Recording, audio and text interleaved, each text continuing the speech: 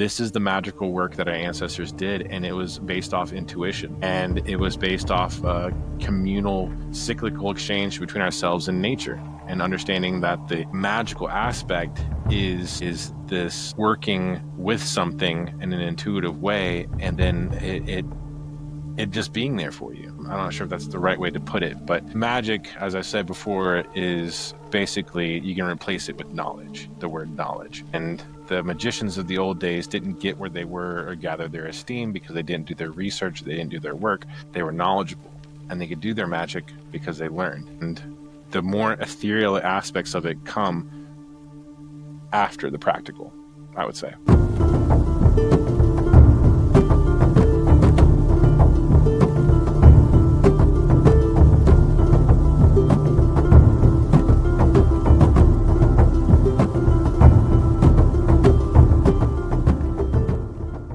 Thank you, everybody, for joining me again here at Túathöfrar.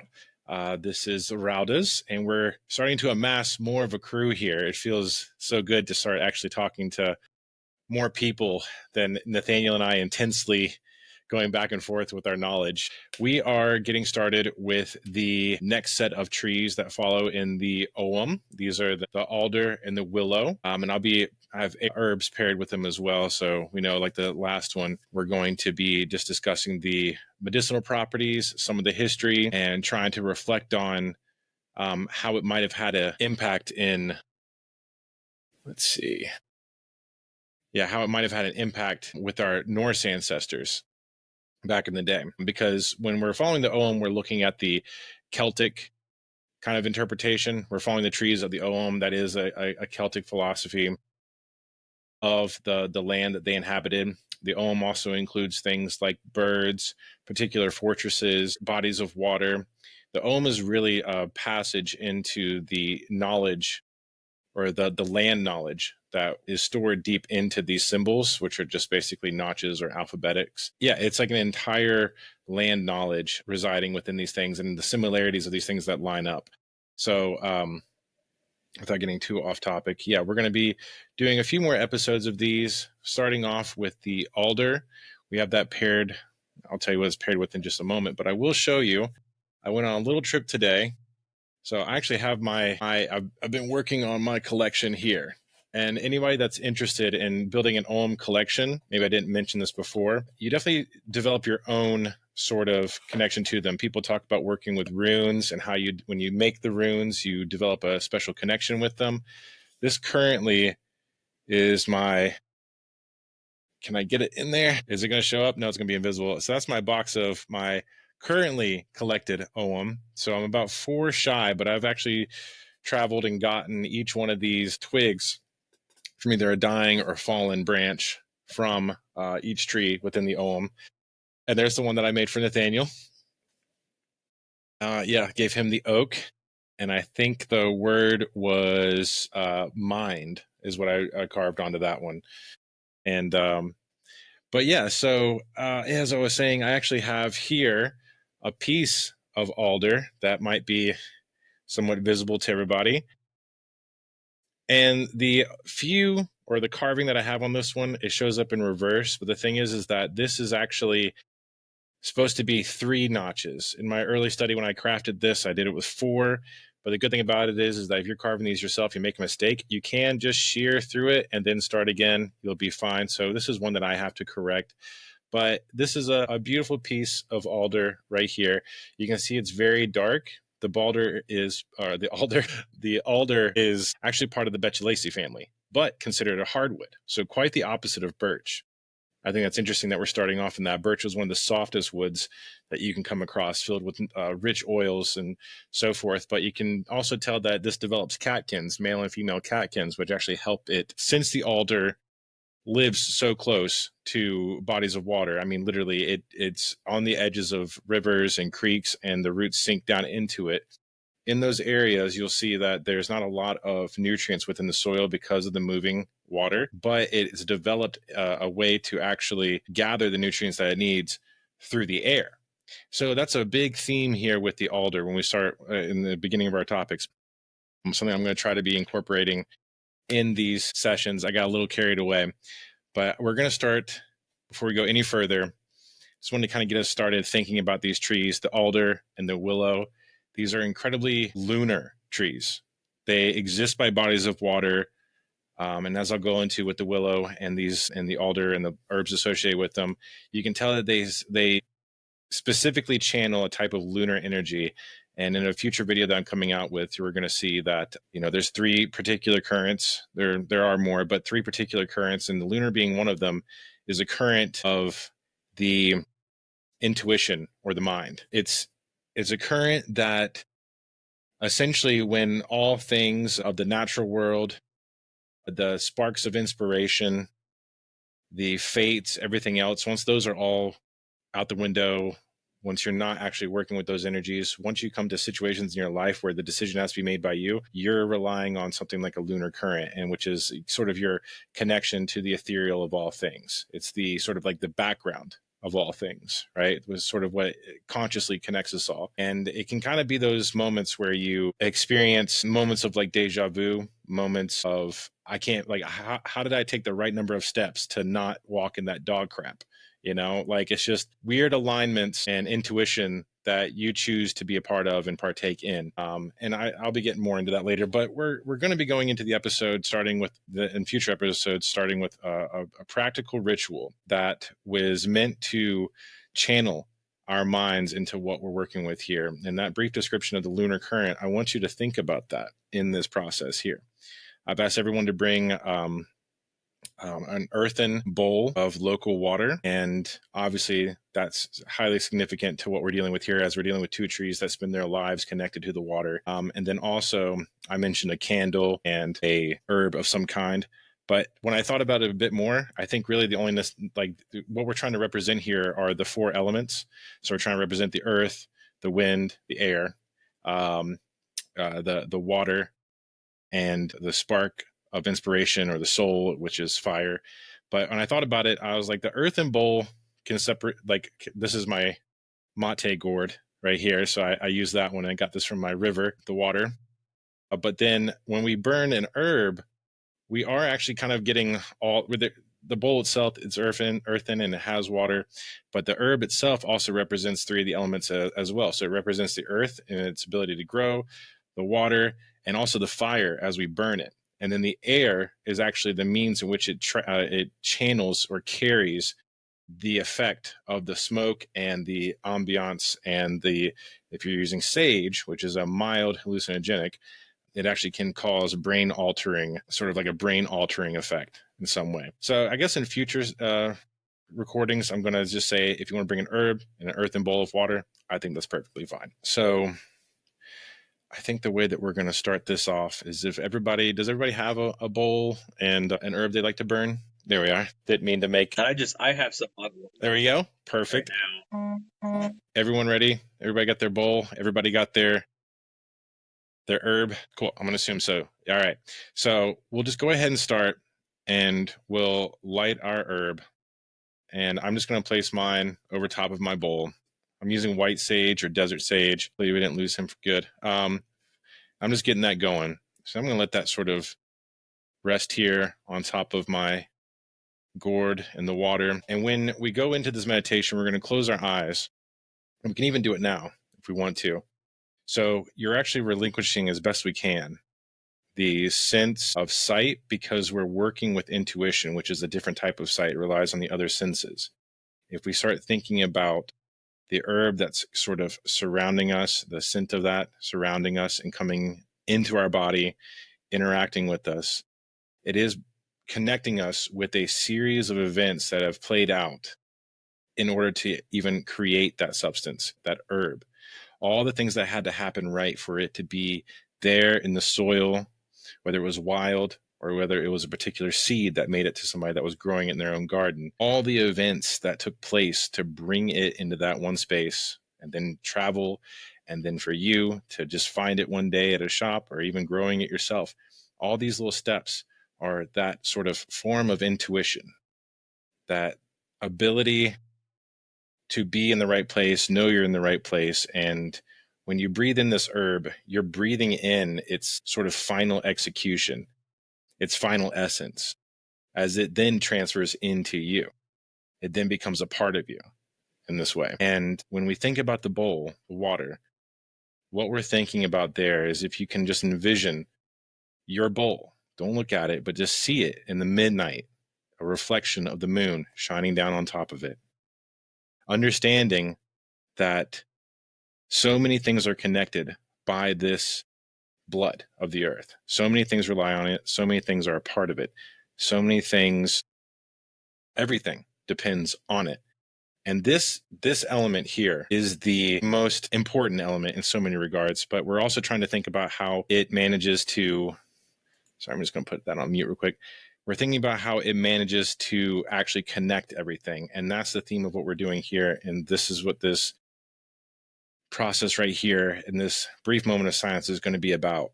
Thinking about all the steps and all the riverways and all the currents, and just how you're able to capture that one little bit of water, bring it into your home, and think about the water that fed these plants and how they all got to you. We take a minute just to think about our day itself and how it all lined up to be in this one moment, and all the little things that had to go right for us to even survive, be alive, avoid catastrophe, and even do good things. Just take a minute to think about all the paths of life happening around us in this beautiful pattern that we interact with.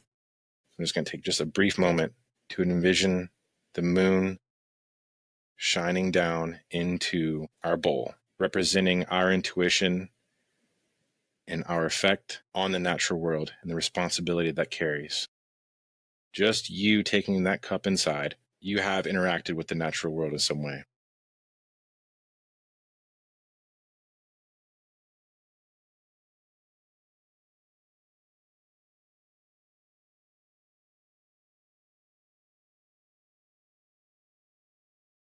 All right. And when you feel complete, come out of this and realize that you've just bonded with something, that herb and that water. You've taken responsibility for it. You've bonded with it. You've made a connection to the earth. But anyways, thank you guys for being, that you're totally fine. Thank you all for being here. Thank you all for spending a little bit of time. I'll get better at managing those types of meditations. Kind of talked a bit through that, but I think you're supposed to sort of guide people in these right here, especially for those at home. It's hard to do this as a online type of thing. It's so much more natural when you're there with people. But yeah, anybody feel free to communicate and speak whenever you'd like to chime in, but I'm going to go ahead and get started. We're here for the herb lore, here for the tree lore. And as I was just saying about the alder, we've got a great piece. I've got a great piece right here that I've been holding on to. And I want to show you something else that I managed to scrounge up today. And this is what I meant when I talk about how life is all about patterns that happen, and it's all of our intuition playing a role in these grand schemes and these patterns. And when you interact with the natural world, you are tapping into the greatest force in the world. And it's really important for us to do right now because we spend so much of our time away from it, not interacting with it and having no responsibility of it. The purpose of life, the start of a purpose of life, can come from understanding and working in the natural world. But I today was able to go and gather. I went and gathered a bit, it's not going to work, of alder right here. So this is a alder leaf itself. And you can see they grow with these slight serrations, and they're kind of squat in a way. But they also develop, and these ones, and it's alder behind me on my screen as well, but they develop these little buds right there that'll develop into types of cones, which will then cast their seeds. And different alders will have different types of cones as well. And this right here is actually the comfrey, which they don't like getting cut.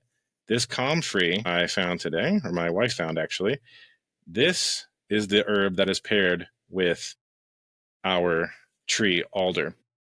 And I'll go ahead and just get started going over a few things with the alder there. Hopefully I'm maintaining everybody's attention. Oh no, we lost Spear. I'm sure he'll be back. So yeah, going on. The symbolism of the alder is obviously, maybe not obviously, but it's protection and resilience, and what I determine as forward momentum. The essence of this tree is it's thriving in wetlands, and it's actually an incredibly water resistant tree. So when we think about most trees, you throw it in the water, eventually it's going to decay, the wood's going to fall apart, it's going to saturate and rot. But the thing is that alder is one of the most powerful trees when it comes to water resistance, because you can literally leave a log of alder in a running river for about a month and it will not decay in any way. So it was a very popular tree to be used when working with liquids or trying to actually, with milk pails. Actually, milk pails was a big one. That's one of the kennings that it has, is like the guardian of milk pails. But the other aspect of it is that it was a great source of charcoal because of its density and because of how resilient it was and how much it planned on holding on to life, how much it tried to hold on to life in such drastic conditions. It was a great source of charcoal. So when it was burned down, blacksmiths would use it to keep their basin or their forges lit and going. So that was an early method for alder, but it's also got nitrogen fixing roots. So what it gathers from the air, the adaptive nature that it has using its catkins, it actually floods into the soil. So this becomes a tree that actually benefits those around it. So when you think about the other growing life beside waterways, if you see something like that, if you see other types of plants growing or anything like that, you can usually assume that there's something like an alder close by because it's doing the work to put the nitrogen in the soil. So, and like I mentioned, with the fact that it was connected to fire actually being such a good source of charcoal, it's led to believe that it does have some sort of connection with Loki, and it's a very loose connection, I'll say that. But this wood was also great for the wet seasons. So if you're planning on, going hiking or anything like that, and you find yourself in a bad situation, going by a waterway and looking for an alder, finding the twigs and things like that, that's a great way for you to gather some local fire or some close by firewood because, as I mentioned, it just withstands water incredibly. But the main purpose of the alder was actually because it was crafted into shields. And this is where that philosophy of protection comes from. So we can understand the resilience of it, but the idea of it being a protector, it was considered in one of its kennings the vanguard of the spear. So this, in the Celtic culture, the individuals who were at the vanguard would wear alder shields because of how darn strong they were. So when it comes to, maybe I'll get into this in a future point, but when it comes to making magical weapons, especially those with trees, alder's a great one when you want to build a protective sort of charm or item for your home, simply because of the nature of it and the symbology there. But it also is quite practical as well. Let's see. Yeah. The spear is also the oldest known weapon from an archaeological standpoint, in the sense that it's the first one that we as human beings created and whatnot, and still use even to a certain extent today with certain tribal peoples and that kind of thing with this. So it's interesting that it's still associated with the spear, I mean the shield specifically, that those two go hand in hand instead of some other weapon. Yeah, that's interesting because in the previous episode we talked about the rowan, and the rowan would actually be made in some cases into spears as well.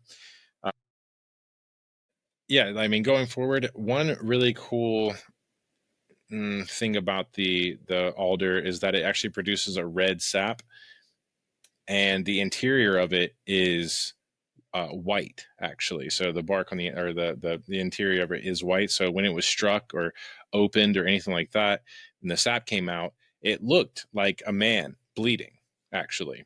And there's a pretty fun story that I'll tell for Nathaniel here, because you might have something to contribute to it.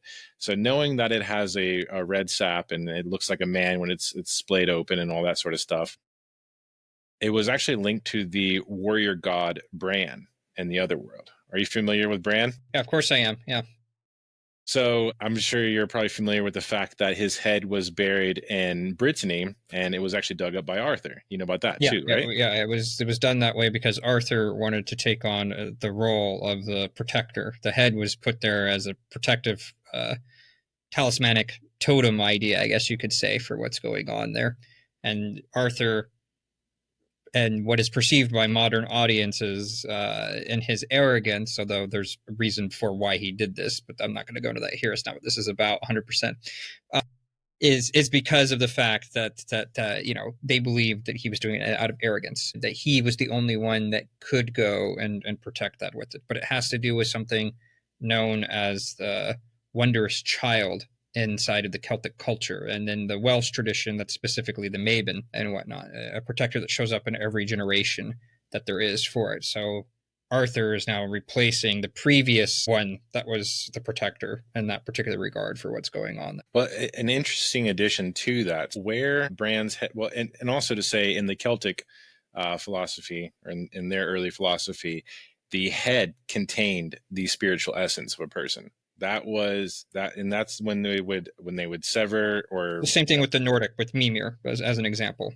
Well, there you are. Yeah, and it would make sense though too, right? I mean, when you think about how they may have perceived things, with our senses being so primarily focused at this point here, and the knowledge being here in a way, it would make sense that that's where that would be. But and I'm sure somebody could probably comment more on this when it comes to like the cranial sacral, like the crown of the head and the spine reaching up to this point. There's a lot more from other cultures that can probably contribute to that. But getting back to Bran's head, it was buried in an alder grove. And the thing is that Bran wore purple, and it was a legend and pretty well accounted for that the alders of that area, when they were cut down or when they were pierced or anything like that, they actually bled purple. And we can, because of Bran and his influence there spreading into the alder like that. And there was also the story of Fintan, where he was related to the altar because, and this is one of those trees that spends its time dipping into the literal currents that carve the earth, right? The rivers, the creeks, the byways. These alders dip their hands directly into that. And I'll get into why that's important when we think about what we are in comparison to these things. But Fintan was there to survive in the Great Flood of Ireland. And the way that he did that was by shapeshifting into many different creatures. And in his time in the rising waters, different types of aquatic life would come to pursue him, and he had to understand how to adapt and creatively become a smaller fish or a larger fish or a colorful fish, or even just quite a few other marine lives. So it's got a lot of this representation of adapting and having an effect on the world and maintaining a forward momentum. So we think about it being the vanguard, think about it going forth and influencing the world around it in a nurturing, sort of protective way by putting nitrogen down to the waterways themselves to promote other life around there. When we think about ourselves and we think about the alder, we can understand that at times it's important to make sure that we're moving forward in a protective way. Moving forward with our shields, moving forward with the idea that, what are we doing this for? Like, why, what is the purpose of my action and my momentum, right? And this was a thought that I had because I've been getting into geomancy in a way. And so with the Ogham, I don't cast them like runes. I don't see them that way at all, because these are living representations in the world. Considering the fact that there's also birds associated with the Ogham, and there's all these stories and tales that give an idea of what these trees represent.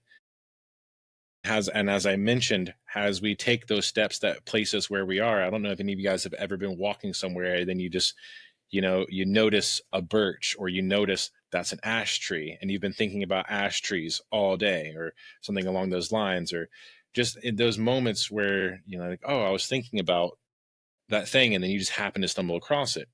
It's that intuition guiding and pulling us through life to where we need to be. And the trees stand sentinel in our lives for those moments when we look around and we see an alder or a willow, and we find ourselves in those moments of doubt or elation or any types of those things.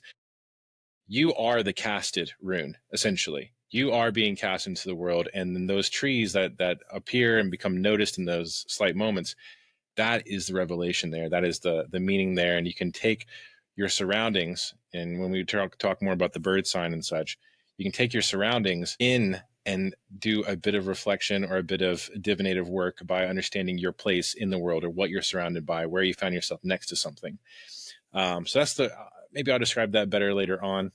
I'm not sure if everybody got what I meant by that, but Well, if I may add to that very briefly for what's going on, if you look at the runic languages themselves and whatnot that are going on with it, so you have the elder and younger Futhark, and then of course you also have the fourth Futhark in the Anglo-Saxon version of it. Point is that all of them are in variations of 8, right? So you got 24, then 16, and then 32. for what it is. There's some differences with Anglo-Saxon people on time and place and whatnot, but whatever. Generally speaking, it's in groups of 8 is the point. Why 8 instead of 9? When 9 is such a sacred number to the Germanic people and Nordic peoples, right? And my main conclusion is that because they come in ets, families of 8 is what they are also, that we know that's going on with that, is that it's exactly what you're explaining now with that, except it's with the runes. You're the 9th one. You're the one that makes it so that way it's your interaction with them completes that particular circuit for what's going on there. And so it's the same concept that you're drawing on with the Ogham here and whatnot. It's the same thing with the runes from that, since these are very similar traditions that we're talking about that are going on there. I don't see any difference in terms of the concept, at least. How they did it might have been a little different, but in terms of the generality of it, that's how I take it also, and just giving it to a component here. And that's one thing I keep trying to tell people around me and people I come in contact with, is that so many people nowadays think nature is the thing outside their door. It's the thing they go see with their family when they're on a trip, but they don't realize that they are a part of it and that we're living like inside of this, like we're in a pot, basically. Our roots can't go anywhere because we put ourselves in a pot and we can't grow out to the rest of it. But we are that piece. We are that link. We are a part of it. We came from it and we've removed ourselves. And that's why this type of work is so important. It's like intuitive work, but it's also an understanding of the natural world itself. What about you guys? Do y'all have anything that you're thinking about or want to contribute? If not, it's totally fine. But going further, if you do, just let me know. So yeah, I did mention that there's it is a tree sort of for I guess a bit of grounding in a way. It's a tree that's meant to sort of stand sentinel and provide protection, but also a momentum force. It's sort of like being able to push forward without a true sense of hostility in some way. And then I'll just go into some more stuff about it. But it also grows, and this is similar to one of the other trees later that we talk about, which is the aspen, even though these are similar genus, similar species, but they grow as a collective. The alder actually grows under the soil, and all the rising trunks that you see are actually connected as one unit.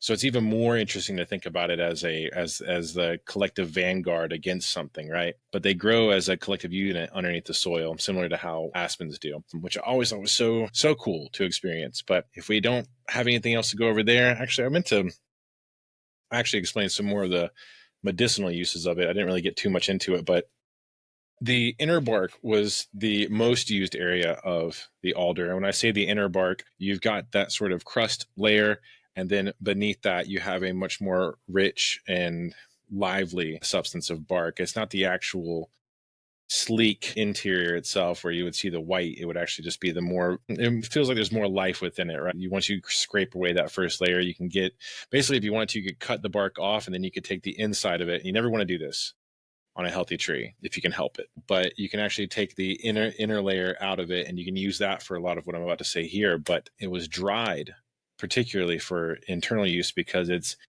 emetic, which can cause a lot of damage to your internal organs. So you have to sort of dry it out and treat it beforehand. But the internal bark was astringent and it would treat wounds. So this is another reason why we see it as a protective tree, but also an aggressive one, because warriors, you pretty much had to have some alder on you when you're going on long expeditions. You had to be carrying some of this with you, because if you got a major laceration, what they would do is they would cut the bark open, and then they would actually stuff that into the wound after they had dried it a bit. They'd already dried it when they were taking it with them, but they would actually make a poultice out of it, and they would stuff that into wounds to reduce the bleeding and to reduce infection as well. And for an internal use, the tea would reduce fevers, it would reduce swelling. Poultices would soothe burns. The internal bark was also used for, like I said, cleaning out infection. Let's see here. And so there's one way to make a decoction, which I talked about in the last episode. It's just basically boiling things down for quite a long time. But you do this with the bark in vinegar, actually, for about 20 minutes. And that is a really great way to make a at-home wound care.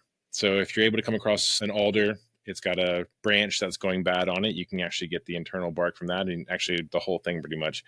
So what kind of vinegar is this? I'm sorry. You can use this like in just any type of organic. I would suggest an apple cider vinegar. Okay.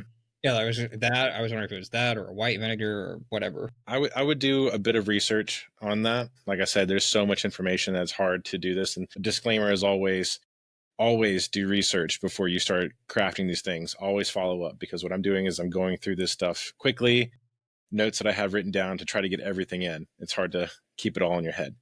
But I would say an apple cider, like an organic apple cider vinegar. And that is a great way to make an external care for maybe your kids getting scratches or anything like that. You can put it into a spray bottle and it can sort of clean up the wounds that they get. And if you want to, you can take it twice a day for internal hemorrhaging. So if for some reason you're having issues internally, stomach problems, bleeding, or anything like that, you can take it as a tea internally. Anyways, going forward, pretty fun stuff about the alder there. I've been fascinated with the alder since I got to this.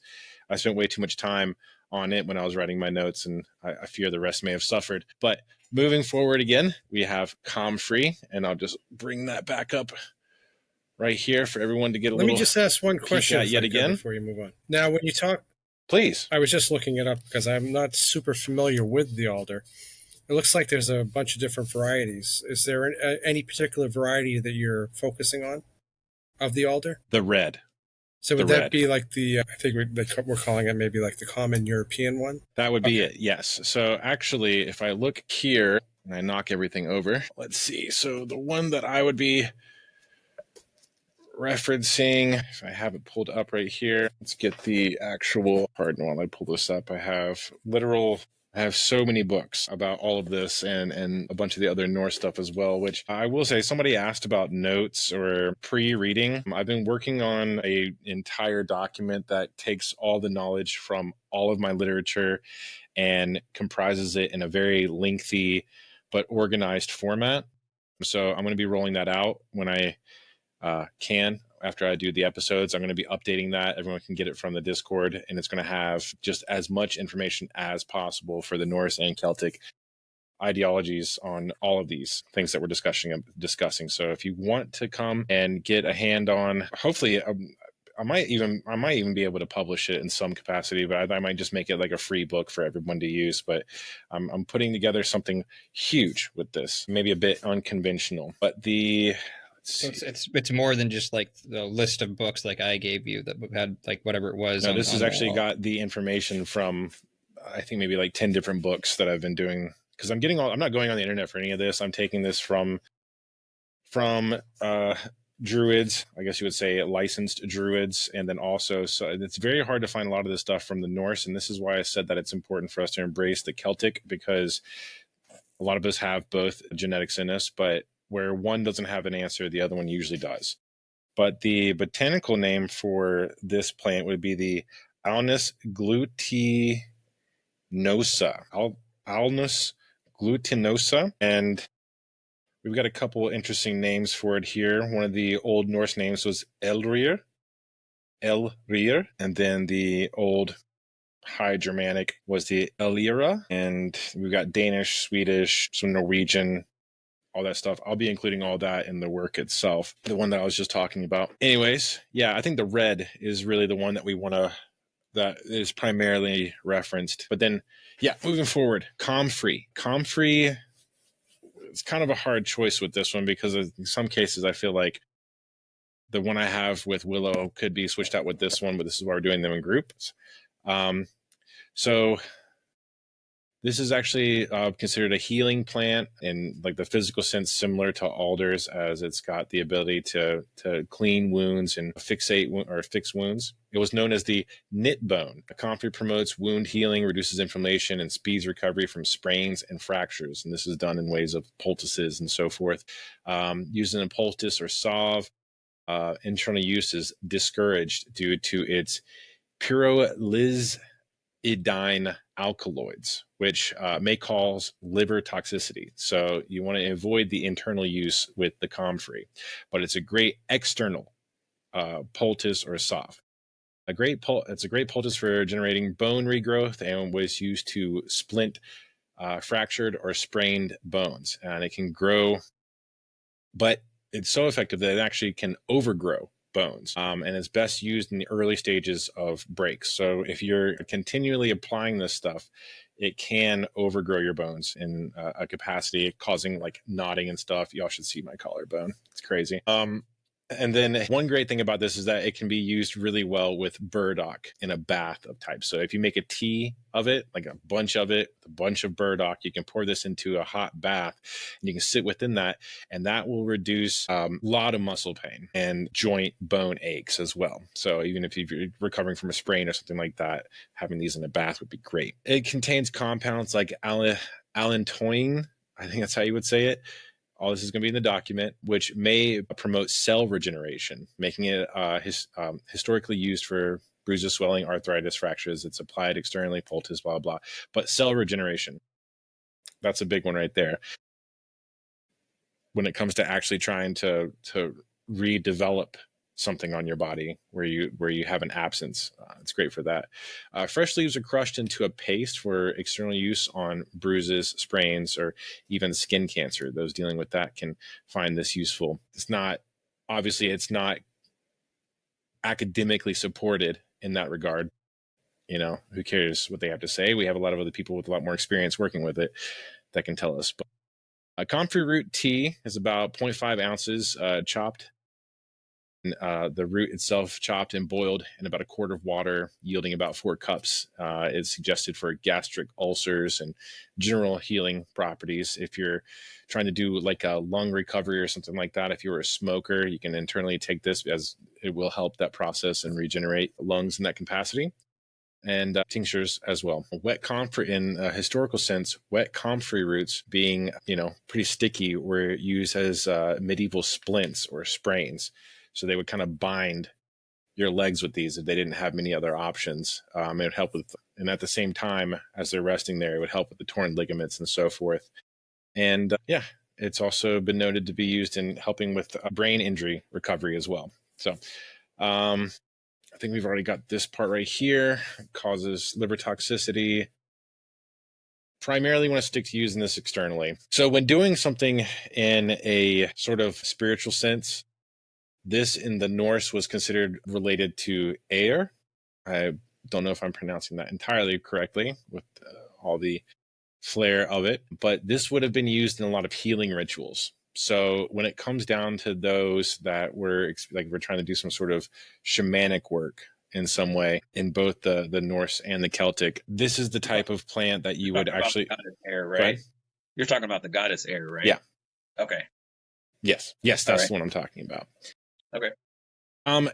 When it comes to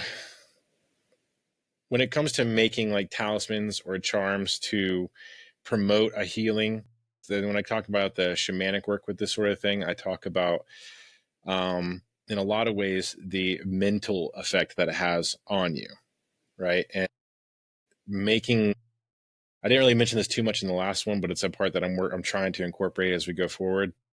Making charms is a great way to fix the part of the body, knowing that this has this type of quality, this type of healing essence and things like that. Making something that can represent that can do a lot of work for the mental aspect, which is probably one of the more potent ways of healing a hurt body. But let's see, I actually have written down here. You mentioned, hey, Raudaz, you mentioned healing your collarbone. Did you say something about that? Yeah, so you can actually, I have a pretty broken collarbone, and I did use medicinal practices to heal it, but it can overgrow, and mine kind of got that process right there. It might be hard to see, but yeah, you can, if you're not setting it properly and you're using these types of healing methods, it can stimulate too much, I'll say. That's a testament that it works, huh? I would say so. And like I said, it pairs well with burdock. It also didn't help that I went to Bonnaroo a week afterwards. So, I started the healing too late, and I didn't really take that great a care with it. So yeah, if you break your collarbone in a car wreck, don't go to Bonnaroo a week later. What's Bonnaroo is a festival in Tennessee that is not as great as it would seem. but it's like a big. They had really good. I got to see like Elton John and Billy Joel, Billy Idol. I got to see Flaming Lips, all kinds of. They're really great lineups. It was a lot of fun, but it's also when I was young. But I wanted to bring up the work with shamanic practices, right? Now, let me ask you, have you had experience besides for the collarbone using this for anything else? No, I mean, I get a lot of pain in my ankles just because of the way I run. So, you can, that's part of that bath aspect. I'll usually just use this in a general bath. Like when I used to exercise a lot more, it would help just pretty much alleviate that. And birch was big at helping with that as well, as well as with the nettle. A lot of this stuff is just so healing in a way. But I would say when it comes to the shamanic work, you would want to, if you can find it locally and you're looking for like a type of healing that is a bit more mental, you can bring it to your altar. You can bind it in a fashion that makes it look, under some sort of control or under some sort of like, your own effect on it. It's not just like a leaf displayed out there, whatever. You can put your art into it. In the Celtic and the Norse, the artistic mind is the mind that is what was favored most by most gods. It was the intelligent one. So if you were to do and create some sort of charm from the plant itself, and then bring that to your altar, that can actually promote a lot of communication between yourself and air and open that pathway, right? Using a natural object with the essence of that object working as like a filter or like a spoken commandment itself, right? Not really a commandment. We don't command the gods, but it represents what your desire is, right? And the same goes for the altar as well. Having that strength to propel yourself forward and be a protector at the same time. And in the essence of time, please feel free to ask questions. I don't have anywhere to be, but I try to get these. I try not to bore everybody with my rambling.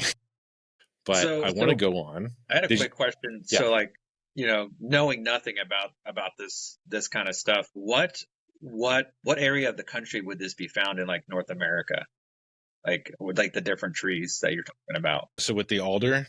Yes, like with the alder. I wouldn't. Let's see. I'm not entirely sure of its locale, but based off of what I know, since it is like a native European, and the fact that it's growing where I'm in the highlands actually. So you're probably going to find this in areas where you have, like I actually live in a temperate rainforest. So a tree like alder is going to be somewhere incredibly wet. It's going to have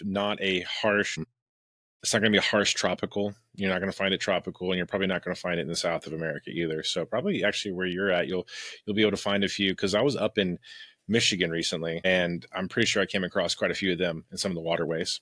But yeah, I would say you're going to look for pretty wet and at times pretty chilly environments.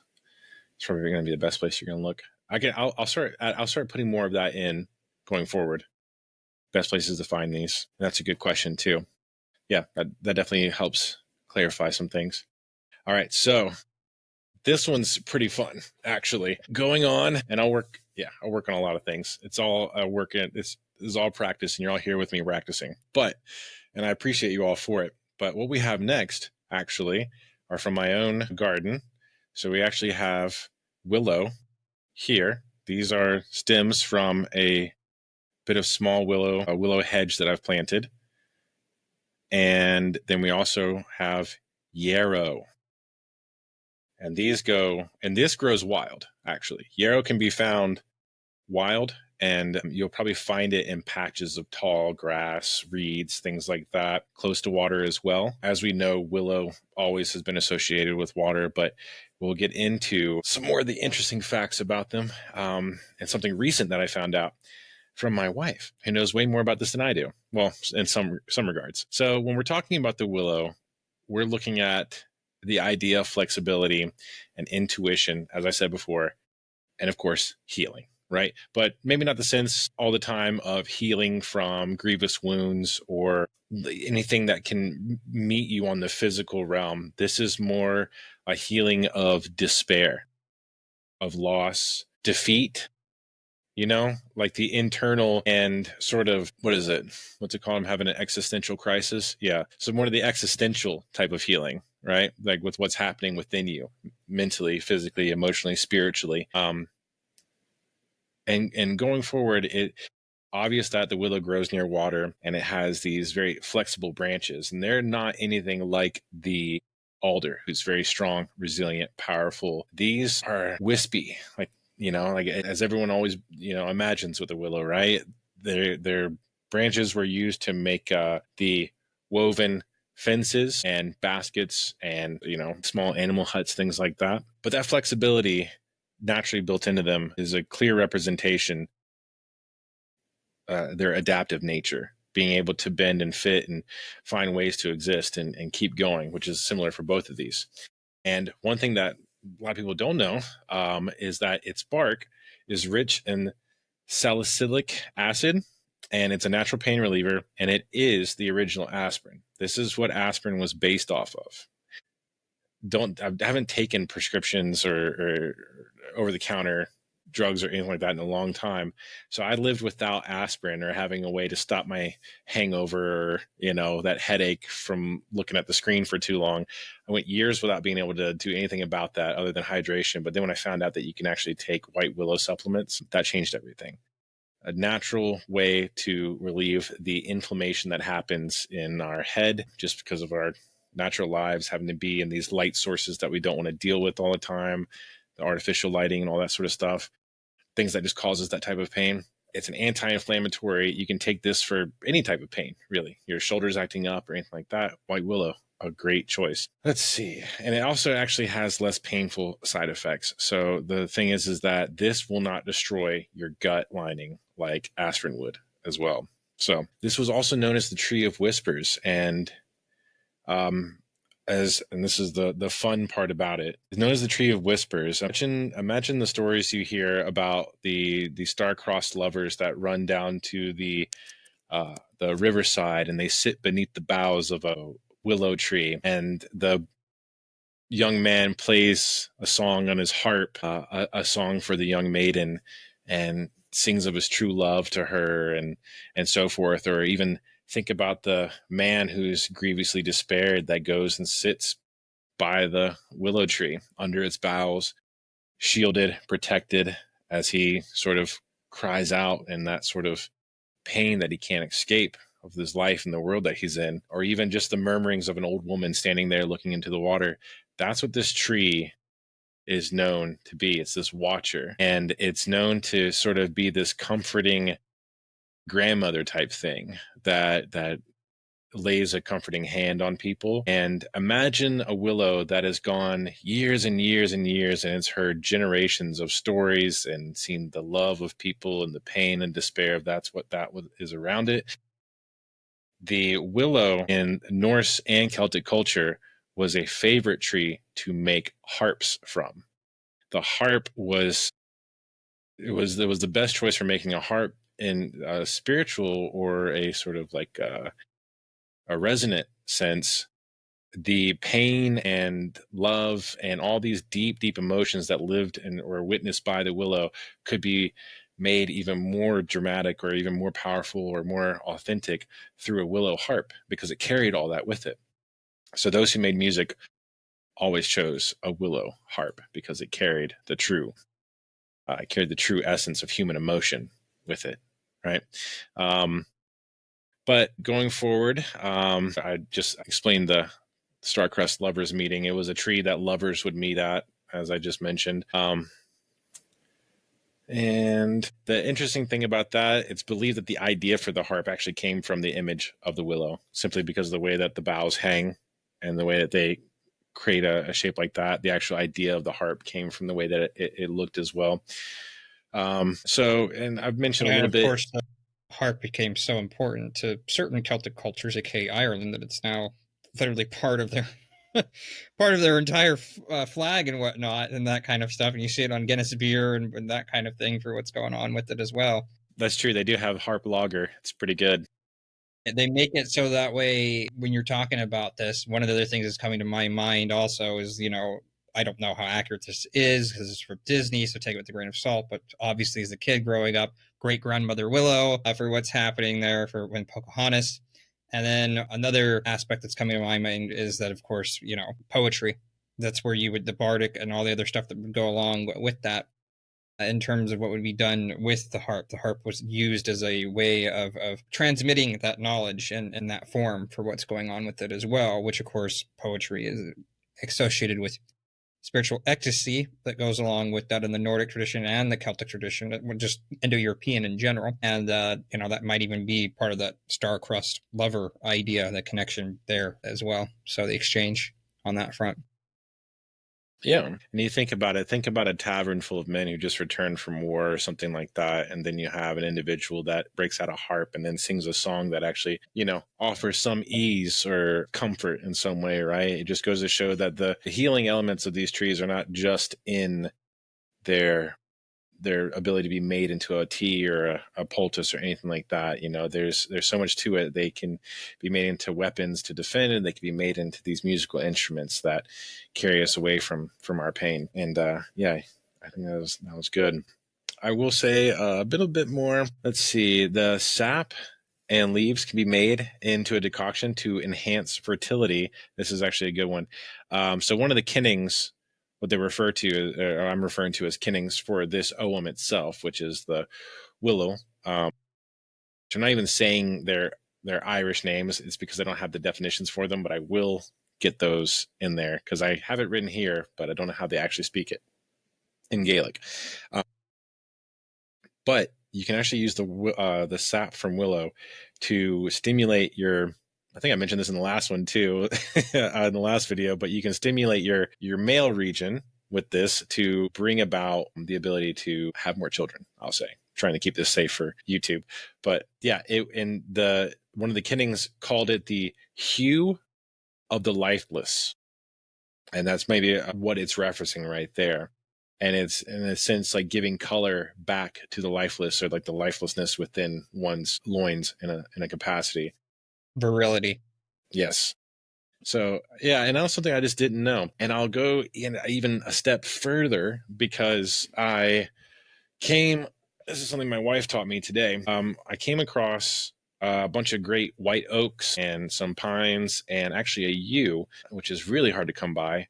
And I'm working on making transplants of all those, right? I have a whole tray of small yew that I'm attempting to grow. But the thing about willow, if you get these nice new little cuttings off some of, like, just get some of the new growth that's coming out of them and with their little stems, and you soak them in water, what will happen is that they actually produce a rooting hormone.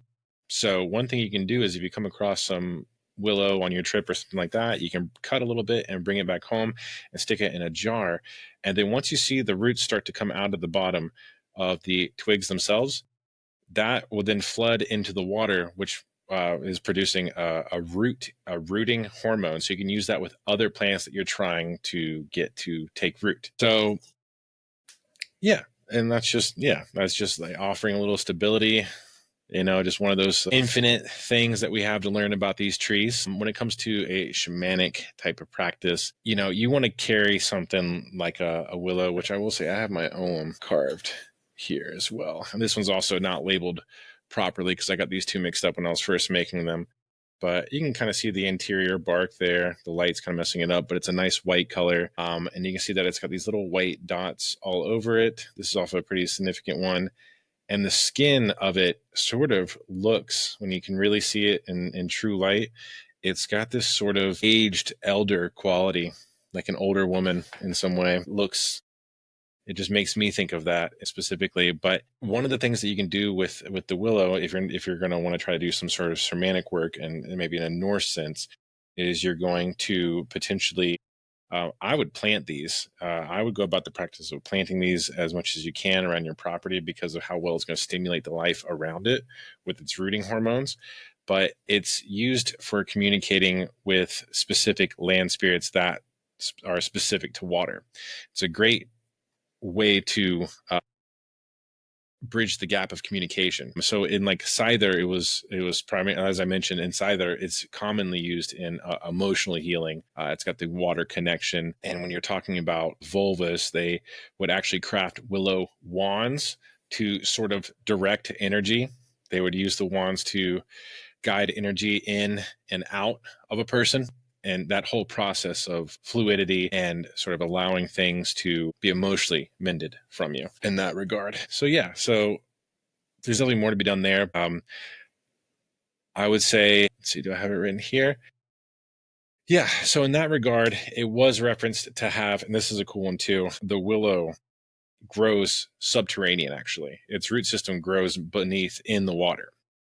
So it'll actually have soil going up to it, but that's because it actually dug down into the ground. And that represents this sort of like threshold space, this liminal space between, we would say, Midgard and Hell, or even, Middle Earth and the underworld or the other world, actually. This tree directly has its roots in the lower realms, in a sense, and it actively goes into those spaces and works within those spaces, and that's what it represents in a geomantic sense, right? So if you were to find yourself out in the world, you might ponder that a bit when you come across a willow, and consider the thoughts that are going through your heads, the concern in your life, and consider, is it worth it for me to perhaps journey into a deeper part of myself to create these, to relieve myself of these ailments? And what can I do? What type of ceremonial or symbolic magic can I do that can bring that about? And that's where it comes down to you in a lot of ways. I mentioned taking the comfrey and binding it in some way to create, like, to actually craft something from it. It gives it a transformative quality, especially if you're giving it as an offering, without damaging the actual essence of the item. So crafting even like a symbolic lute could be used at your altar to try to communicate and speak with Hell, or maybe do some journeying within yourself to that other realm. So any questions on that? Do you know of any practices of people meditating under willows? I believe or so. I did find in some like loose stuff, when I did do a little bit of research on the internet, I did see that there people would do meditations under willow. There is like the traditional tree meditations where you can either embrace a tree, aligning your spine against it, or actually being a literal tree hugger and aligning your heart with it. And with these types of meditations, it's two different types. So what you can do is you can place your heart against it to try to deeply focus down within yourself, removing a lot of senses and focusing on your heartbeat and connecting that with the sort of pulsating energy that's with the world. And then the spinal one, where you would sit with your spine against a tree, if you can find one that works for that. Or even, in a lot of ways, if it's like a crooked bent willow like this and your spine runs with it like that, puts you at an altered position right there. It's all about altering the state of mind or physicality under that stress. You could probably find some sort of vision there, but really what that's supposed to do is that's supposed to help you channel sort of a solar or inspirative energy, or even send or try to create the flow out. So you can either try to work with flow going in or flow going out with the spinal meditation against a tree. And that's coming up in that one video that I worked on before. So specifically with willow, I think that kind of comes down to maybe pursuing those practices there that I just mentioned, but it's a lot about intent. So what you come to the tree with and your knowledge of the tree really puts you in that harmonic resonance that it exists in, right? We humans with our complicated emotions can find a resonant with these trees when we understand them better. We can approach them and we can actually do a lot more energy work when we're lined up like that and we know what we're approaching them with and what they're there for. So it's literally in their genetics to have this type of healing power and to, like actual medicinal values there. They represent their purposes in so many different ways.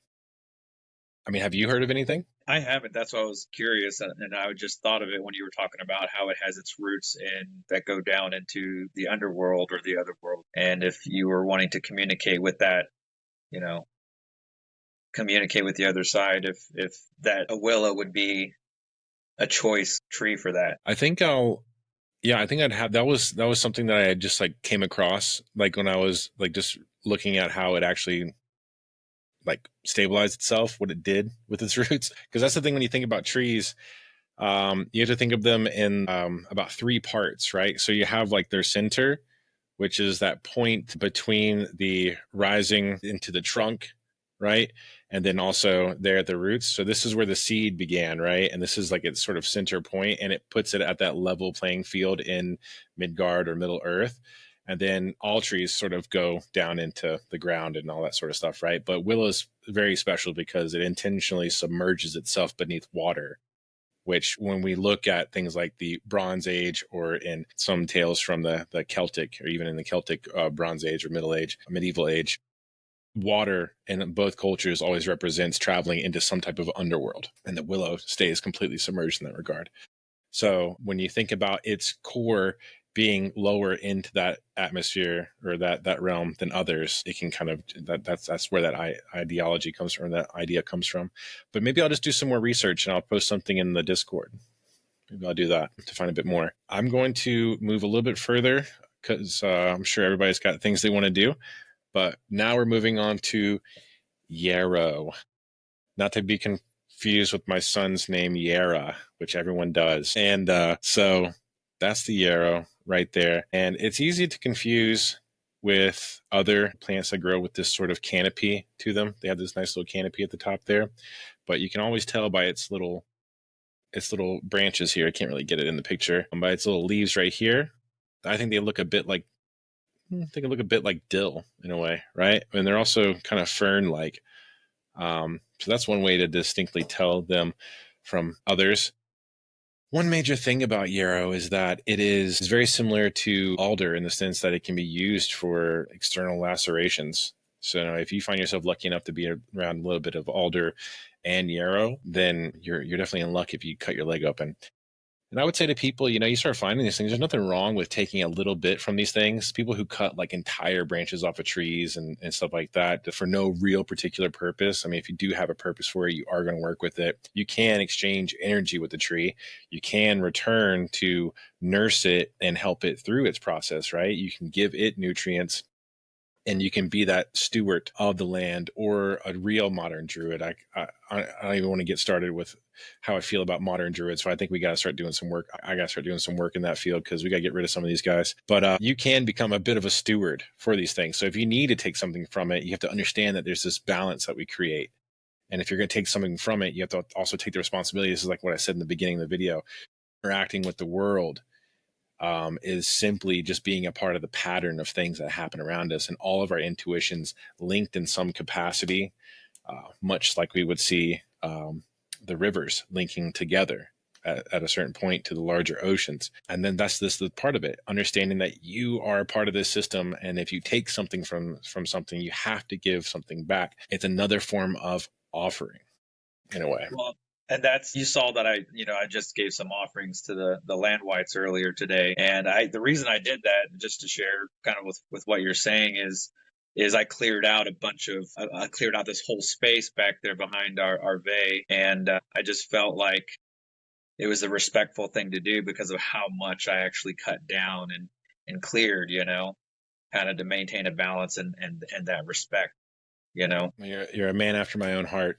I mean, seriously, I wish more people saw it that way, And if we were to talk to people about, because I think a lot of people will look at folk like us and they'll try to understand what like an offering is, right? They'll praise it in their Abrahamic cultures, right? Like, oh, they sacrifice goats and stuff like that, but we don't do that anymore. Maybe we should. Maybe not the sacrificing the goat part, but if we were to slaughter something for our own selves, then we can give some back as well, because it benefits the world around us, right? And if we look at it from the sense of like the gods working through the natural world and forces to communicate with us and interact with us, because how could we really perceive them in the form that they exist in? Because that would be pretty intense. I think it would like collapse our minds. There's a reason these plants and trees are associated with certain gods, right? Because when you work with these individual items, you do develop a connection with them and you understand them more by working with these things, because they exhibit the qualities of these gods and figures that stand behind them. So let's see, going forward with the yarrow, this one's native to all of Eurasia and was historically linked to the devil in medieval times, risking witchcraft accusations for growers. What's that, Nathaniel? Shaking your head. Just the stupidity of people is all. But anyway, I don't want to get into it that route. I don't want to ruin a good video. I don't think you would. My beginning was pretty rough, but anyways, yeah. So this, like, interacting with yarrow actually spurred a lot of like murmuring about witchcraft in individuals in the medieval period. So then when it comes to the botanical name, it's derived from Achilles, who would use it to treat wounded soldiers. And it's associated with the Norse god, and it carries a lot of mystical connotations. Some of the medicinal uses are it's a versatile herb used for cleansing and inflammatory work, and actually has a fever reducing property. It promotes blood clotting for wounds, nosebleeds, hemorrhaging, lungs and for lungs and intestines and the uterus. And I rambled this stuff out for anybody who's listening, who's like, I've been dealing with that. Maybe I just look more into the this plant itself. So I'm touching a lot of bases to hopefully get someone what they need. Used as a tea or an enema or a poultice, it aids in digestion and it reduces spasms and it manages hemorrhoids too. So for some of us guys getting up there in age, we have a solution there. Its oil treats inflamed joints and burns. It's included, and this also includes radiation burns. It's used as a uterine stimulant. It can induce menstruation. It may cause cramping and is not safe for pregnant women. So spirit, don't bring it around mama bear. I don't mean to drop that too much online, and it helps with asthma, colds, toothaches for kids. Yeah. So let's see. So in a household capacity, just talking about what you mentioned right there, yarrow actually accelerates compost decomposition, and it boosts plant immunity when planted nearby. So when you're cutting it down or taking it down, you got to put it in your compost pile. It is, I wrote immunity here, but certain plants can work to kind of prevent disease. So if you live in an area that's known to have like a bit of disease, or if you think that you're dealing with some contaminant from your septic system or something like that, you think that's been messing with your garden, you could encourage the growth of yarrow on there to promote the health of the surrounding plants. And if you're planting willows as well, you also stimulate their root development as well. So in Sweden, it was used in beer production. It reputedly, the reputation it has is that it actually increased the intoxication, though it was not hallucinogenic. So it just made your beer a good bit stronger. Those Swedes. So in a magical use, yarrow is said to enhance the psychic abilities. And this is part of that idea of it being sort of a lunar or intuition-centric type of herb. It was also an aid in love spells, supports divination, notably in British folk spells and the Chinese Ying Ching, actually. So it's used in a lot of British and Chinese medieval spell work. It dispels melancholy, offers a psychic and electromagnetic protection as well. Serves as a talisman for veterans with PTSD, and is also used magically to prevent accidents. So when I think about this, in the case of the I Ching, it was used specifically also with the yarrow sticks. You would throw them for divination purposes. really, That would go on there with, that was one of the old ways of dealing stuff with it. We're talking about from the triads, the 64 triads that they have and whatnot that they deal with it. That you would traditionally, it would be coins or yarrow sticks, even in older times, before they were using coins and whatnot, or for people who were too poor to have the coins and that kind of thing with it, they would use the yarrow sticks themselves as a way of determining which, like one of the I Ching, they're like calling upon and whatnot when they're using it for more of their divinatory purposes, similar to how we would do it with runes and casting the lots for the runes. So I'm gonna have to look into that. I love the divination methods of different cultures, and I like the way you say yarrow. It's better than my southern accent of yarrow, so I think I might be switching to that. I don't know if mine's accurate or not. I just know that's how I would pronounce it. Yeah, It sounds better than mine. The sounds like it's really useful for almost everything. It's like almost like a miracle cure-all. Well, that's one thing I find when I made the grand list, like this basic list of all 20 trees and such, which was just basic overhaul so I don't forget things, or basic writing. Everything has like a healing property, and everything has multiple purposes. It's kind of dumbfounding, really. And it's developed a passion within me, because even though I'm not the best at this, I don't know all of this stuff. As I'm creating this, I'm creating my own documentation that's going to have pretty much all of this information from all of my literature, everything I could find and verify. That's going to be in my house. It's going to be in my family. And that's going to be a ledger that can pass through to my future generations that will hopefully promote which we try to do in our home, something they can carry along with them as a reference for them to avoid having to rely on the medical industry and maybe rely more on their own preventive maintenance in a way. That's beautiful that you're doing that. That's a true gift. I don't know if I call it a gift. It's a bit of a struggle, but I mean, To be able to pass that down, though, that's, you know, to have, that's one thing that I've been thinking of lately is like, you know, because I'll make so many lists on my phone, and oh, there you go. And is that I think you showed me that at one point, yeah.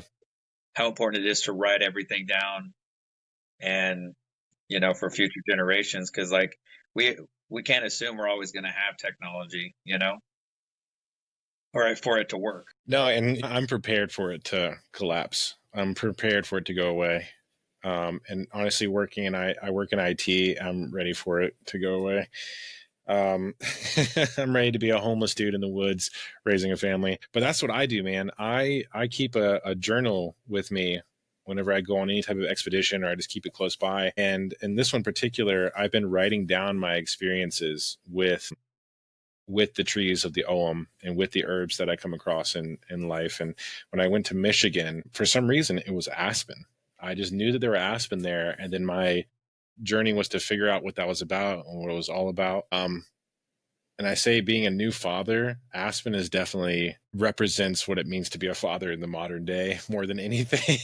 I think we'll get to that one later. That's at the very end, lines up with next to you. But it's like it's kind of a cold existence, the aspen, what it has, you know, and for me, it resonated with me as a father, since it was also one of those trees like the alder that was made into a shield. But the life of an alder or an aspen is so stoic and stalwart and sentinel and it grows, just like I said before, it grows like the alder too as a community, right? And it usually requires like one central one to be the one that rises up and establishes the grove itself, right? But we'll get more into that one later. I had a lot of meditation in some groves that were growing behind a friend's house that brought a lot of insight. Also, as I mentioned, the Yarrow offers electromagnetic protection, which Spear and I go back and forth in the Discord pretty often about I'm getting shungai earrings for my girlfriend. I'm going to get some shungai earrings. I'm going to get a necklace. What's that? Make sure you get elite shungai. Yes, the elite shungai. Yes. That's I'm definitely awesome. going to do that. And I'm definitely thinking I'm going to do the Faraday tapestries in my attic to try to reduce that as well. But yeah, so carrying around a little bit of yarrow, making wreaths of it, making it for the crown of your head right there. Great way to offer a little bit of protection from the electromagnetic or the EMFs. And like we said, talismans were created by warriors, veterans, to help soothe their PTSD. I'm guessing that it kind of stabilized their own electrical currents in a way, considering that it, you know, is a plant that offered immunity to other plants. It's just got that sort of quality. And yeah, so it's associated with hell, used to seek knowledge or protection in battle and enter into a pact to forgo. No, I think I wrote that wrong. Bad notes. It was, yeah, I think it was, yeah. So I think I just spelled this wrong, but apparently you can make agreements with hell to avoid negative outcomes, and warriors would use it to broker deals to enter Valhalla rather than going to hell's realm. They can be consumed, burned, or sprinkled in rituals, symbolizing wisdom and the decomposition of life itself, which is similar to hell right there. It's great for the compost piles. It's, you know, in a lot of senses, sick is sort of a spiritual experience in its own. Getting sick requires you to be your body to kind of work in harmony with the self, the mind, body, and the spirit, to alleviate what's going on. If any one of those fail completely, then you don't usually come back from it, even small things. So when you're doing this type of healing work, going out, like I said, every step, brings you to a point. Every step has some intuition behind it, but it's up to us to put intention behind that and be linked up with our lunar current and understand the intention in our intuition, right? And combine these two things. So when it comes to doing this type of work, you can spend, the work itself can be a meditation, walking out and finding these things, thinking as the plant does, understanding the nature of the plant can bring you to it and the forces that are associated with it. Let's see, I've got a little bit more about the yarrow. The Celtic would use it. They would burn this actually pre-battle and in the process of trying to, it's one of the herbs that would be used in divination practices, like I mentioned in an earlier episode about the Tarban Fossa, which is like the boar sleep. It's likely one of the herbs they use to help induce the effectiveness of the intensity of the experience. As we said before, it increased the power of the beer that was made. This was, sorry, I got a little distracted. Yeah, I mean, it was definitely just a favorite of warriors, being that of Achilles and so forth. They would keep it on them at all times for when they would get damaged, lacerations. It was a way to heal yourself in the field. Could be the definition or the one element between life and death. And then wrapping it up. Especially if you could use it to negotiate your way out of the underworld and into Valhalla, right? And that's why the Norse would carry it into battle.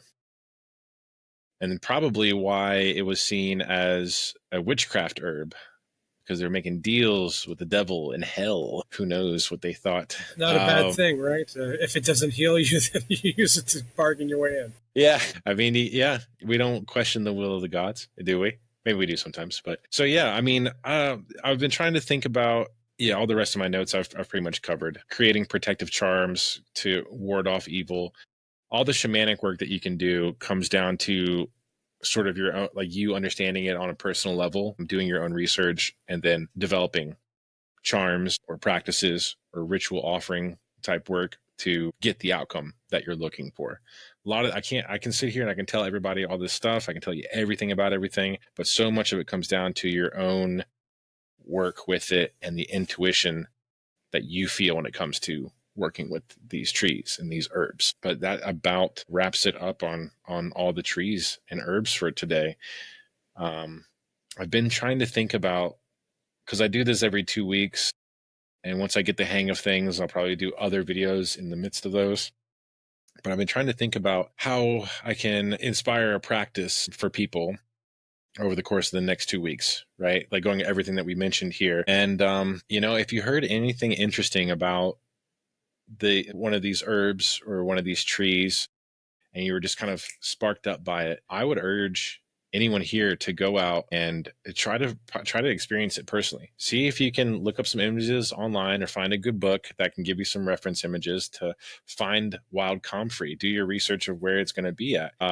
And then start developing and cultivating that connection. Learn about IDing, learn about the type of leaf structures and how you can, it's gotten to the point now where in a lot of cases I can ID trees as I'm driving by in my car. I can be going 60 and be like, oh, there it goes. That's a poplar. That's an easy one. But yeah, I would say among these 4 items that I brought up now, if there's one that you guys have found interesting, please go out and do work with it and then share it in the Discord. Let's talk about it. That's what this whole thing is about.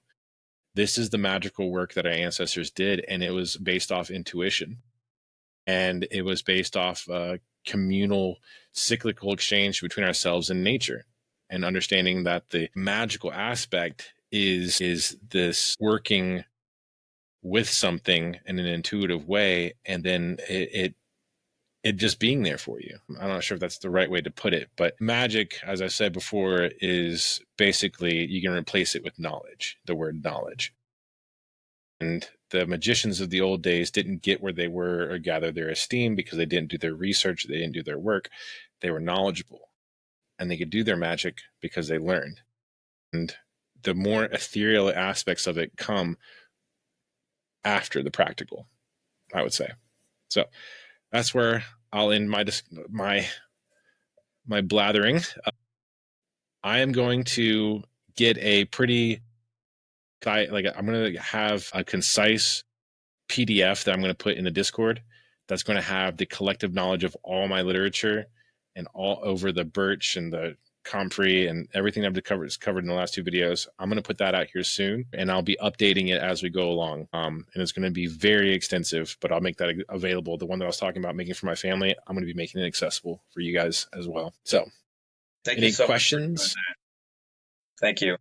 Yeah, it's literally a passion of mine. Thank you. It's my favorite thing to do. Thank you very much. This is a little bit new for me. I've been trying to learn more about plants and stuff. So seeing it in this context too, especially not just identifying things or whatever. This is good. I want to keep doing this. Yeah. Just bring it into your life, man. If you want, watch the previous video. That one was birch and nettle and rowan and mugwort. Whatever stands out to you, just make it a part of your life. Start looking for it and tell me about it. I love talking about this stuff. Just hop in that Discord. Were there any questions or anything like that before I go ahead and close it out? Good to go? Yeah. Okay. All right. Well, I'm going to just send my little send off. Thank you everyone for watching. Thank you for coming to Túathöfrar. That is a combination of Old Norse and Old Irish, meaning old ways. And, I really appreciate everyone joining me here and taking an interest in this stuff. Please come and join us at the Discord, on the Discord, join in the conversation, and correct me if I'm wrong. Definitely do that too. And I'll post a link for everybody to be able to see Nathaniel's channel. He's a good partner of the channel, and that'll be in the description. He's done a lot to change things up. He's working on his channel's called Grail Sciences, and looking forward to see what comes out from that. And anyways, thank you all. I'll have a cool phrase to say at the end here soon, but other than that, thanks.